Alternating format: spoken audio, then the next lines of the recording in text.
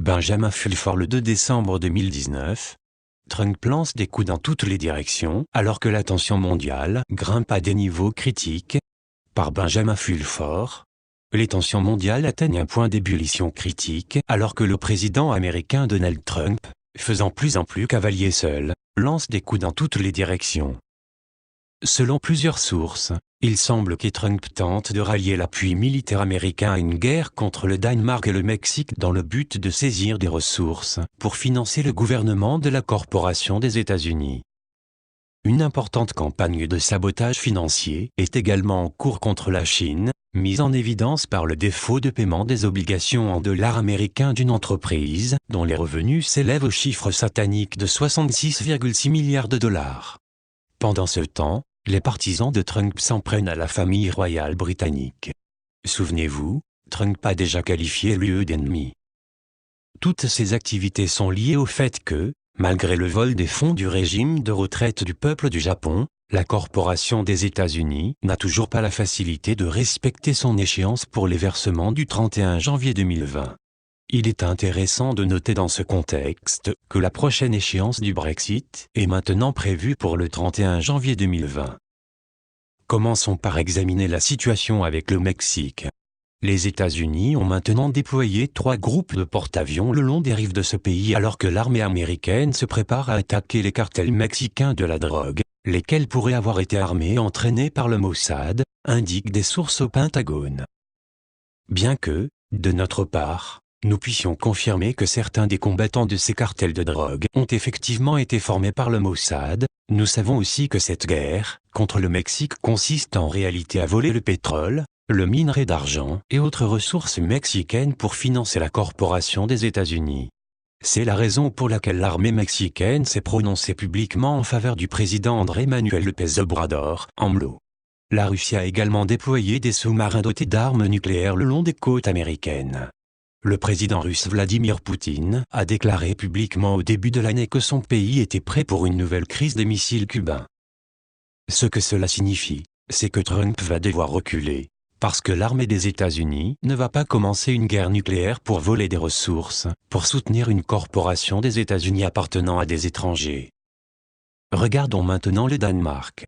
Ici, Lars Finsen, chef du service des renseignements de la défense du Danemark, a déclaré que le Groenland était maintenant un problème de sécurité majeur pour le Danemark, parce qu'un jeu de pouvoir se déroule actuellement en Arctique entre les États-Unis et les autres puissances mondiales.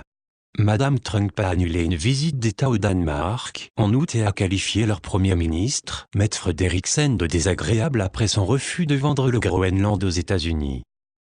Ces événements font suite à l'installation d'un gouvernement nazi au Brésil et à la saisie des ressources en lithium de la Bolivie par les forces spéciales américaines.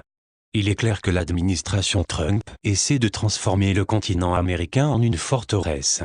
Malheureusement, le Canada, l'Empire britannique, le Danemark, l'UE et le Mexique, soutenus par la Russie et le Vatican, se dressent sur son chemin. Passons maintenant à l'attaque économique contre la Chine, où des sources de la CIA en Asie promettent « l'économie et le système financier chinois vont très probablement imploser dans 2 mois. Le parti tentera de le contenir le plus longtemps possible. » Les sources expliquent.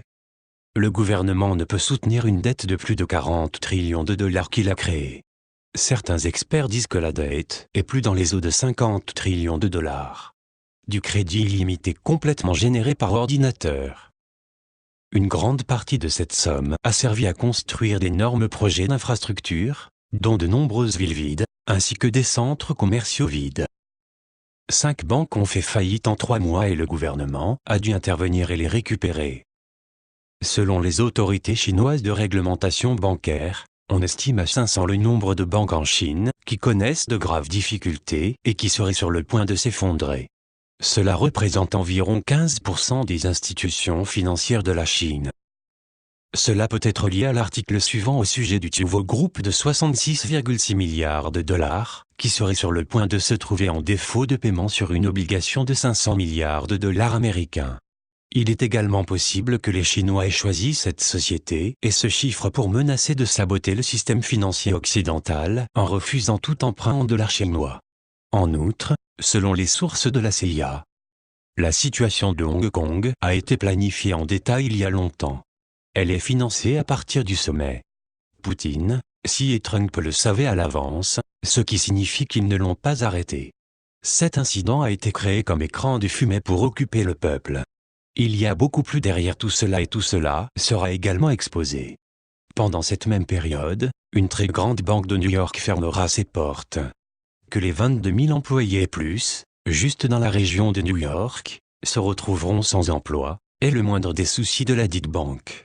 Le plus grand problème est que cela provoquera un effet domino, car cette banque est étroitement liée à la Deutsche Bank, ce qui placera l'UE dans une crise grave, car la Deutsche Bank fermera également ses portes. Le nombre d'employés de 22 000 indique qu'il s'agit très probablement de JP Morgan. Les problèmes de JP Morgan peuvent être liés aux nouvelles selon lesquelles l'introduction en bourse de Saudi Aramco a été sursouscrite à concurrence de 44 milliards de dollars par des Saoudiens captifs, mais a échoué à masquer l'échec lamentable du projet en raison de boycottage étranger. En effet, même le Koweït et les Émirats des Arabes Unis ne veulent guère investir. La chute de JP Morgan Chase et de son pétrodollar signifierait bien sûr la chute des dynasties Rockefeller et Bush. C'est peut-être l'une des raisons pour lesquelles notre source habituelle au Pentagone indique qu'une lutte sérieuse se poursuit pour distancer les forces armées occidentales de la famille royale britannique.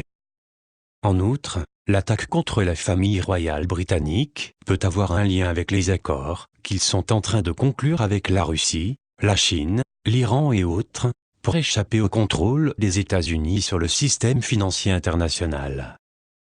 Les derniers développements sur ce front sont que le Royaume-Uni est en train d'intégrer les systèmes de paiement de la Russie dans son réseau bancaire et que 6 autres pays européens ont accepté de contourner les sanctions américaines sur l'Iran.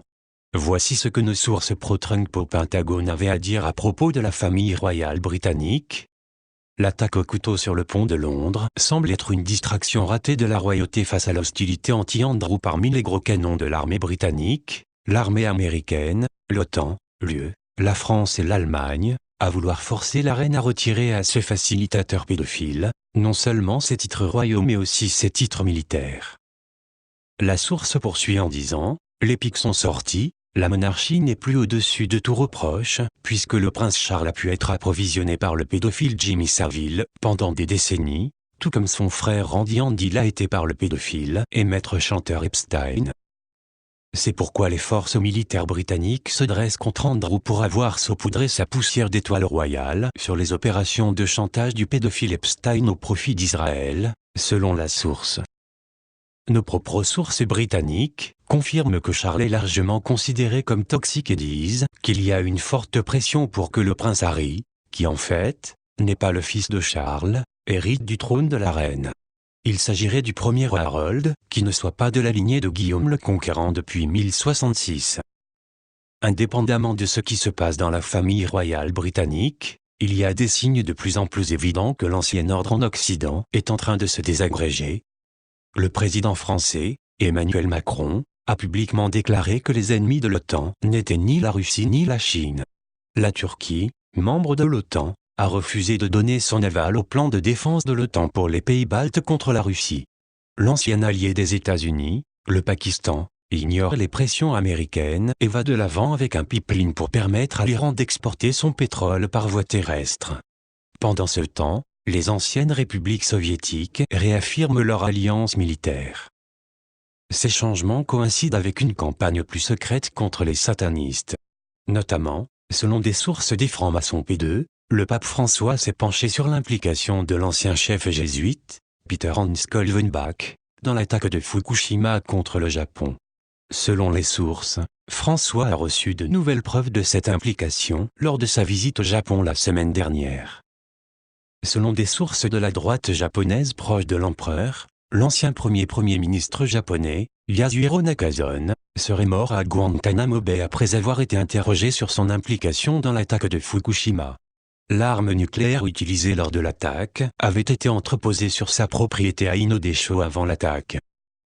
Les sources ont indiqué qu'avant son décès, Nakazone a incriminé Kolvenbach et le premier ministre israélien, Benjamin Netanyahu. Les journaux japonais ont annoncé sa mort le lendemain du départ du pape François du Japon, mais aucun des reportages ne mentionnait la cause du décès, comme ce serait normalement le cas. Cependant, il avait 101 ans.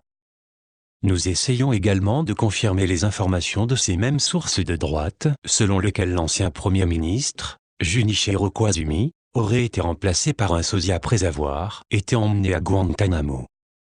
Ces gestes de François peuvent expliquer pourquoi Léo Zagami, qui se décrit comme le sataniste le plus haut placé, a attaqué François récemment. Zagami est impliqué dans l'attaque de Fukushima et s'inquiète probablement que la piste d'enquête ne remonte jusqu'à lui, maintenant que Nakazone et Netanyahu se sont confessés. Un membre des familles royales d'Europe nous a dit la semaine dernière: « J'ai examiné le thème du satanisme et trouvé des preuves solides de son existence et que malheureusement, beaucoup de ceux occupant les plus hautes fonctions de l'institution internationale ont peut-être été initiés à ce culte. Pour résoudre le problème, il faudra effectuer une extirpation de sectes à l'échelle industrielle. » La source espère qu'en considérant ces personnes comme ayant subi un lavage de cerveau et donc avec une responsabilité réduite, voire nulle, il serait possible de traiter la plupart d'entre elles dans un processus de paix et de réconciliation. Une source jésuite à Tokyo nous a également raconté qu'un vieux jésuite avait montré au pape François un rouleau de papyrus sur lequel était écrit le message suivant: « Satan est revenu vers le Créateur original et a reçu l'absolution. Merci d'avoir gardé la bougie allumée pendant toutes ces longues années. » L'image sur le rouleau du livre des morts égyptiens montrait un verdict d'innocence. Quoi qu'il en soit, la visite de François a donné un nouvel élan aux négociations entre les Russes, les francs-maçons P2, les familles royales d'Europe, les sociétés secrètes asiatiques, le Pentagone et autres, en vue de créer une agence de planification axée sur le mérite, ont confirmé des sources des familles royales européennes. Traduction Petite Étoile. Version originale anglaise, benjaminfulford.net.